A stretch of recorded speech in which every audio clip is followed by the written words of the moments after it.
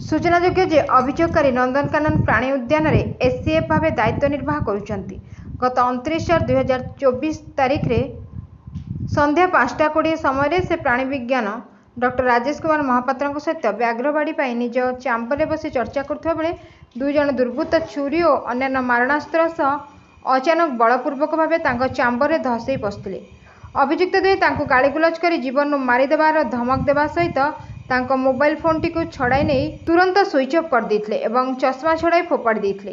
एही घटना समय सेठारे उपस्थित थिबा डाक्टर महापात्र सेमानंको पचारिबारु सेमाने तांको मध्ये जीवन मारिदेवाकू धमक देथिले। घटनास्थल में दुई दुर्बृत्त लैपटॉप भांगिबा सहित जरूरी कागजपत्र सबको फोपड़ा फिंगा करथिले। आलमारी गुड़िक भांगिबा सहित डॉक्टर सुदीप्त कुमार पंडा एससीएफ चैम्बर को जाई तांकू मध्य गाड़ीगुलज करबा सहित तांको चश्मा फिंगी देथिले। उभय तांकू चापुड़ा मारिबा सहित पाखरे थिबा कंप्यूटर और टेबुल गुड़ी को नष्ट कर देथिले एवं तांकू मध्य जीवन मारिदेबा पई धमक देथिले।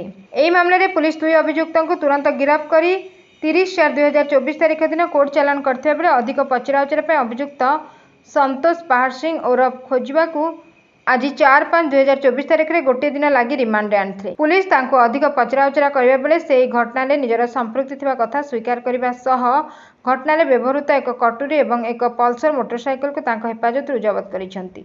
Bureau report 51 news agency.